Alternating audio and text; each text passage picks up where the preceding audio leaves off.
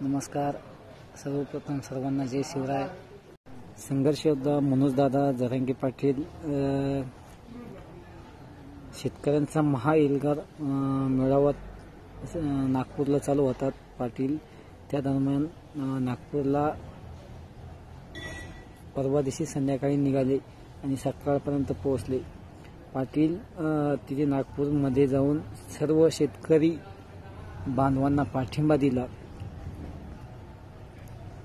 दिला आणि सांगितलं, सरकारला सांगितलं की वेळेत आम्हा मराठा बांधवांना कर्जमाफी करून द्या आणि शेतकऱ्यांना न्याय द्या. पाटील ह्या विषयावर ठाम आहे. शेतकऱ्यांच्या पाठीशी आम्ही कायम आहेत. आणि जरांगे पाटील यांनी एक उत्तम उदाहरण सांगितलं. आम्ही मुंबईला मोर्चा घेऊन गेलो मराठा आरक्षणाचा आणि शांततेत गेलो आणि शांततेतच आलो आणि ते पण आरक्षण घेऊनच आलो. पाटील यांनी सांगितलं, आरक्षण आम्ही घेतलं ते पण ओबीसीतूनच घेतलं.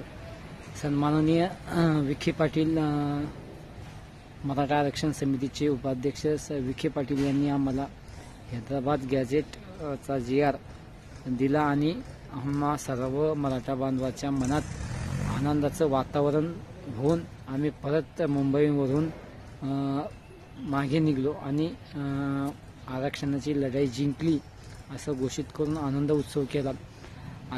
आता पाटील नी उद्याच्या 2 तारखेला शेतकऱ्यासाठी बैठक ठेवली होती आणि अचानक पाटील म्हणजे शेतकऱ्यांचा मेळावा मोर्चा नागपूरला चालू आहे, आपण ती बैठक रद्द करू आणि नंतर पुढे बघू.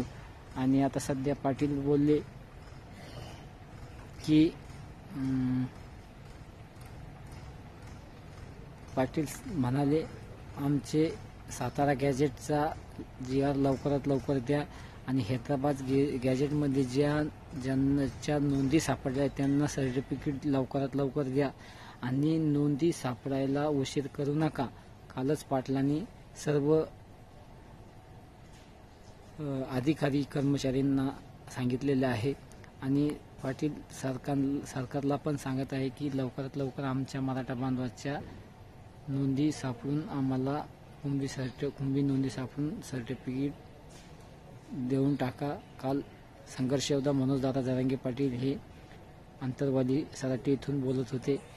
नमस्कार.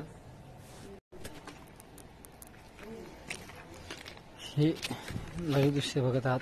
खूप मोठ्या प्रमाणात पाऊस झालेला आहे. शेतकऱ्यांचं हे नुकसान झालेलं आहे. पाटील वारंवार शेतकऱ्यांसाठी